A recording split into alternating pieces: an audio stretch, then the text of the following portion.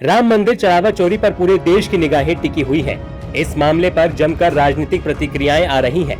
इसी क्रम में आज राम मंदिर ट्रस्ट की बैठक होनी है। बैठक में श्री राम मंदिर जन्मभूमि तीर्थ क्षेत्र से जुड़े लगभग सभी पदाधिकारी शामिल होने वाले हैं। इस मामले पर श्री राम मंदिर जन्मभूमि तीर्थ क्षेत्र में विशेष रूप से आमंत्रित सदस्य गोपाल राव ने ट्रस्ट के सभी सदस्यों को सूचना दे दी है। 6 जुलाई को 3 बजे मंदिर परिसर में बैठक होने वाली है। सभी 14 सदस्यों को इसकी सूचना दे दी गई है। ट्रस्ट में कुल 14 सदस्य हैं और सभी को निमंत्रण दिया गया है। उम्मीद है कि सभी सदस्य इसमें शामिल होंगे। श्री राम जन्म तीर्थ क्षेत्र न्यास की बैठक 3 बजे मंदिर परिसर में संपन्न होगी। सभी 14 ट्रस्टी जो आज हैं सभी को सूचना गई है, सभी को निमंत्रण गई है। हम उम्मीद करते हैं कि सभी ट्रस्टी भाग लें। तो गोविंद देव गिरी जी ने सभी को सूचना भेजी है। हमारा विश्वास है कि सभी लोग भाग लेंगे। बैठक में किन मुद्दों पर हो सकती है चर्चा? चंपत राय और अनिल मिश्रा के इस्तीफों पर फैसला, राम मंदिर कथित चढ़ावा चोरी मामले में एसआईटी की प्रारंभिक रिपोर्ट पर चर्चा, श्रद्धालुओं की बढ़ती संख्या को लेकर भविष्य की व्यवस्थाओं पर चर्चा, वित्त वर्ष 2025-26 के आय व्यय और लेखा जोखा की समीक्षा, अन्य प्रशासनिक और संगठनात्मक फैसले भी शामिल हैं।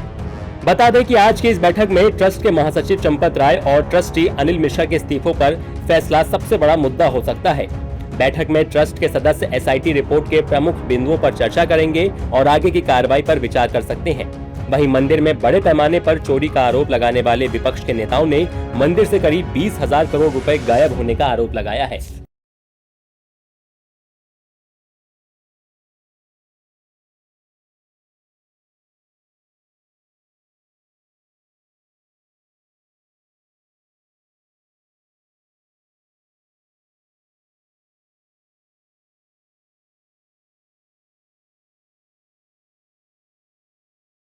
अयोध्या में राम मंदिर चढ़ावा चोरी के बाद मचे हो हल्ला के बीच श्री राम जन्मभूमि तीर्थ क्षेत्र ट्रस्ट की अहम बैठक संपन्न हो गई है। करीब 3 घंटे चली इस बैठक में कई अहम फैसले लिए गए। चंपत राय के इस्तीफे के बाद retired Indian forest service officer Krishna Mohan को कार्यवाहक महासचिव बनाया गया है। आज ट्रस्ट ने कई वायरल दावों की पोल भी खोली।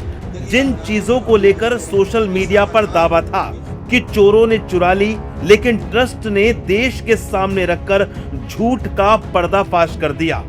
अब आपको ग्राफिक्स के जरिए दिखाते हैं कि बैठक के बाद राम मंदिर ट्रस्ट के कोषाध्यक्ष गोविंद देव गिरी ने क्या कुछ कहा।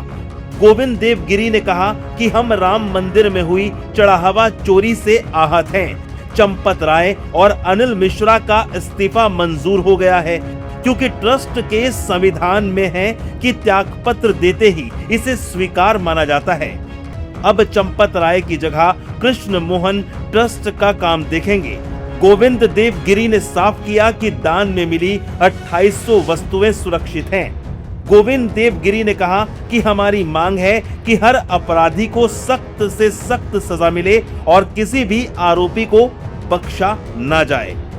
साथ ही गोविंद देव गिरी ने बताया कि एसआईटी रिपोर्ट आने के बाद 22 जुलाई को ट्रस्ट की बैठक फिर होगी। अत्यंत बड़े संघर्ष के पश्चात, अनगिनत बलिदानों के पश्चात बना। इसके लिए लोगों ने अपने प्राणों की परवाह नहीं की, अपने करियर की परवाह नहीं की, परिवारों की परवाह नहीं की। और उस मंदिर के बनने के पश्चात यह जो यहाँ पर चढ़ावा चोरी का कांड हुंडी के दान पात्रों के क्षेत्र में गिनती के समय हुआ है, यह हम सब लोगों के लिए अत्यंत लज्जाजनक स्थिति है। हम सब लोग इससे आहत हैं, हम दुखी हैं। चोरी कितनी छोटी हुई और कितनी बड़ी हुई, यह बात हम लोगों के लिए बाद में आती है। पहले इस प्रकार का वातावरण यहाँ पर हुआ, इसी से हम आहत हैं। इस न्यास के बने हुए कॉन्स्टिट्यूशन संविधान के अनुसार त्यागपत्र देते ही वह स्वीकृत माना जाता है और इसलिए हम लोगों के पास अन्य कोई चारा ही नहीं था। अंतरिम महामंत्री के रूप में मेरे साथ विराजमान श्रीमान कृष्ण मोहन जी को सौंपा गया है। वे अपने साथ कुछ साथियों को स्वयं चुन करके और उनके साथ मिलकर के इस काम का निष्पादन करेंगे। हम लोगों का भी आग्रह है कि इस प्रकार के जो अपराधी हैं उनको पकड़ा जाए, और भी कोई छिपे अपराधी होंगे उनको खोजा जाए और उनको अपराध का दंड जैसा मिलना चाहिए वैसा मिलना ही चाहिए, इसके हम आग्रही हैं। 2800 वस्तुओं का रजिस्टर हम लोगों के पास उपलब्ध है और वे सारी वस्तुएं सुरक्षित हैं। फिर 22 तारीख को हम मिल रहे हैं, उस तक हम लोगों का और भी एक महत्वपूर्ण पड़ाव पूरा हुआ होगा। हम समझते हैं कि तब तक एसआईटी की फाइनल रिपोर्ट हमारे सामने आ जाएगी, तो इन सब का विचार करने के लिए और कुछ न्यासियों की नियुक्ति करने के लिए फिर 22 तारीख को हम लोग मिल रहे हैं। वहीं राम मंदिर ट्रस्ट के नए महासचिव कृष्ण मोहन ने माना कि कहीं ना कहीं प्रबंधन और संचालन में कमियां रह गई थी। इसमें जो भी दोषी हैं, इस प्रकरण में जो भी दोषी पाए जाएंगे, हमारा आग्रह रहेगा उन सभी को न्यायोचित ढंग से जो भी उनको सजा मिलनी है मिले, इसके लिए हम बहुत आग्रही रहेंगे। राम मंदिर ट्रस्ट का दो टूक कहना है कि एसआईटी छिपे हुए अपराधियों को भी पकड़े और कड़ी से कड़ी सजा दिलवाए। अब देखना होगा कि एसआईटी की जांच में आगे क्या खुलासे होते हैं और कृष्ण मोहन दोबारा ट्रस्ट पाने में कितने कामयाब होते हैं।